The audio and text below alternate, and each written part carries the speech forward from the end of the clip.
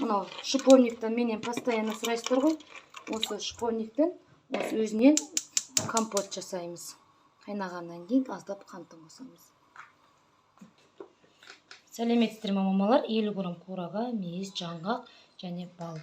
Осыны тартып, баланың иммунитетін көтеру үшін көктем уақытында жасап берем постоянно. Таңертең алғаш диета ұстағандарға болады, кашамен жарты қасықтан берсеңіздер болады. Бұлардың барлығын тартамыз. Осы балды керегінше қосып жасап алсаңыздар, мынау көпке жетеді балаға. Өздеріңіз таза бал алыңыздар. Мен араластырып алайын. Міне мамалар, араластырып осыны таңертең ас қасықпен, чай қасықпен кашасына не болмаса өзіне аузына беріп отырсаңыздар болады.